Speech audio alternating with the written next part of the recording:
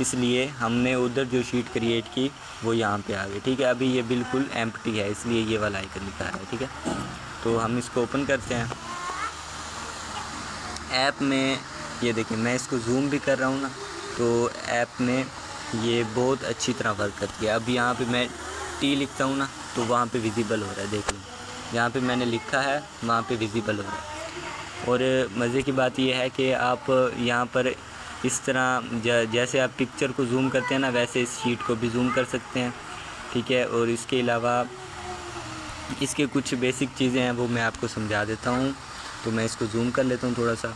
ये जो यहाँ पे A B C लिखी है, ये इसके होते हैं बेसिकली कॉलम। ठीक है, ये जो वर्टिकल है इसको कहते हैं कॉलम, ये जो अमूदी लाइन है। तो आप यहाँ पे A को सिलेक्ट करेंगे ना, शीट में वैसे तो 1000 लाइनें ऑलरेडी बनी होती हैं, यानी कि ये जो 1 2 3 लिखी हुई है ना, इसको बोलते हैं कतारें। तो ये 1000 बनी होती हैं, लेकिन आप इसको बढ़ा भी सकते हैं। ठीक है, आप इसको काट भी सकते हैं, कम भी कर सकते हैं। ठीक है, तो ये जो ABC लिखी हुई है ये Z तक जाती है, लेकिन आगे भी कतारें इसकी बन जाती हैं।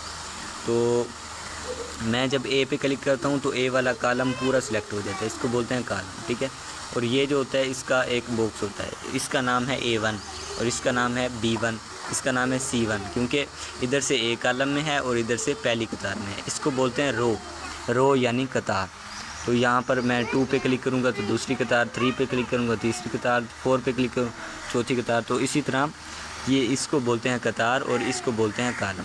ठीक है, A पे मैंने क्लिक किया, पूरा कॉलम सिलेक्ट हो गया। ठीक है, B पे क्लिक किया, C पे क्लिक किया, पूरा कॉलम सिलेक्ट हो गया। लेकिन पहला कॉलम, पहली जो रो है ना हमारे पास, वो किस लिए यूज़ होती है? वो हमारी ऊपर मेन हेडिंग्स के लिए यूज़ होती है। ठीक है, तो मेन हेडिंग हम कुछ भी दे सकते हैं। जैसे मैं आपको डेमो के लिए कुछ शीट बना के आपको पूरा स्ट्रक्चर बना के देता हूँ। तो यहाँ पे मैं स्टूडेंट नेम लिखता हूँ। ठीक है, हम स्टूडेंट का डेटा इंटर कर देते हैं, स्टूडेंट नेम लिखता हूँ। ठीक है, यहाँ पे मैं लिखता हूँ रोल नंबर लिखता हूँ। इधर मैं लिखता हूँ उसका क्लास।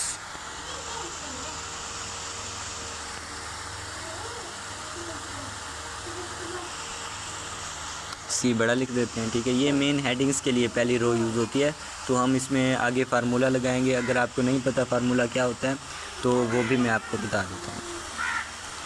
और इधर हम लिख देते हैं टोटल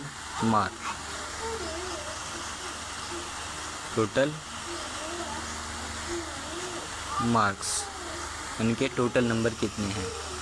और यहाँ पे हम लिख देते हैं ऑब्टेन्ड मार्क्स। ये गूगल शीट जो है इसको एक्सेल भी बोलते हैं वैसे, लेकिन गूगल का ये प्लेटफार्म है। तो एक्सेल जो है बेसिकली वो माइक्रोसॉफ्ट का प्लेटफार्म है और ये जो गूगल शीट है ये गूगल का प्लेटफार्म है। तो इसलिए इसको भी एक्सेल ही बोलते हैं। अगर आप यहाँ पर फार्मूले वगैरह सीख जाएँ तो एग्जैक्ट यही शीट होती है एक्सेल की। ठीक है, तो हमने पहली रो में ये डेटा इंटर कर दिया E तक, ऑब्टेन्ड मार्क्स तक। ठीक है, आगे वाली जो रोज़ हैं या कॉलम हैं जो आगे बचते हैं उनको आप ना देखें, क्योंकि वो वैसे खड़े रहें तो कुछ भी नहीं होता। तो पहली रो जो हमारी होती है वो हेडिंग्स के लिए यूज़ होती है। तो इधर मैं आपको कुछ बेसिक्स सिखा देता हूँ। ये देखें, ये होता है इसका बैकग्राउंड कलर चेंज करने के लिए।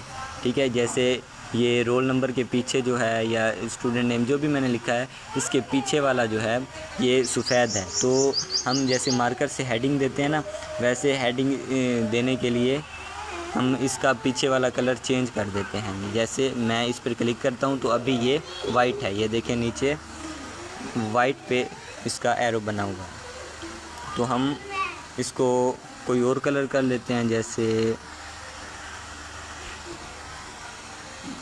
ऑरेंज है या ब्लू कर लेते हैं इसको। ठीक है, ब्लू ये ज़्यादा हो गया तो इधर से नीचे से मैं देख लेता हूँ कौन से कलर हैं, तो मैं ये वाला कलर कर लेता हूँ। ठीक है, तो ये अब इधर मैं किसी भी बॉक्स पे क्लिक करूँगा तो ये इनविजिबल हो जाएगा। ठीक है, वो नीचे आएगा। उसके अलावा इसका होता है टेक्स्ट कलर। ये देखें, हमारे पास हमने ऊपर जो भी एंटर किया है तो उसका जो कलर है ये देखें ऊपर ये ब्लैक कलर में है, तो हम इसका भी कलर चेंज कर लेते, को सिलेक्ट कर लेंगे क्योंकि हमने पहली रो में करना है। तो फिर मैं नीचे टेक्स्ट वाले पे क्लिक करता हूँ और यहाँ पे मैं इसको वाइट कर देता हूँ, ठीक है। तो ये हमारा वाइट हो गया, लेकिन अभी भी ये सही तरह नहीं हो रहा। हमने पहली रो अभी सिलेक्ट की हुई है, ये देखें पहली रो हमारी सिलेक्ट है। अब ये जो आइकन है इसको बोलते हैं अलाइनमेंट, मैं इसको हाईलाइट कर देता हूँ, ये वाला इसको बोलते हैं अलाइनमेंट, ठीक है। यानी हमारी इस शीट में जो भी एंटर किया है वो लेफ़्ट साइड से शुरू होगा। तो मैं इसको हेडिंग के लिए हमेशा अपने सेंटर करना है, ठीक है। तो मैं इधर सेंटर वाले इस पे क्लिक करूँगा, ठीक है। तो ये सारे जो हैं सेंटर में आ जाएंगे, ठीक है। और एक और इसका मेन फीचर है शीट का कि आप पहले कॉलम पे सिलेक्ट करेंगे ना, ए वाले पे, इधर ये 2 एरोज़ बने हुए हैं, ये वाले, इनसे आप इसकी चौड़ाई जो है वो बढ़ा भी सकते हैं और कम भी कर सकते हैं। जैसे मैंने यहाँ पे किया तो ये बड़ा हो गया, यहाँ पे किया और बड़ा हो गया, ठीक है। तो मैं इधर रखता हूँ क्योंकि अलाइनमेंट हमारी सेंटर है, तो इसको थोड़ा बड़ा रखना पड़ेगा, ठीक है।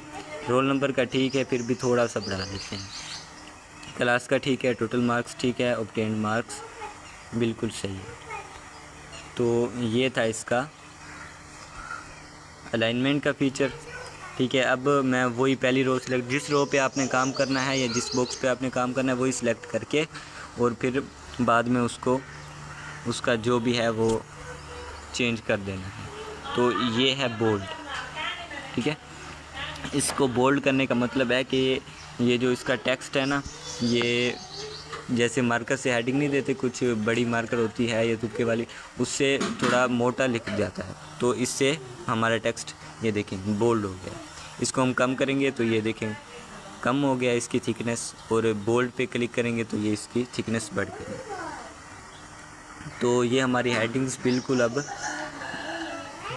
ओके हो गई हैं, ठीक है। हमारी पहली लाइन कंप्लीट हो गई है, तो इसको बोलते हैं हेडिंग्स, ठीक है। पहली रो हमेशा इसी के लिए यूज़ होती है।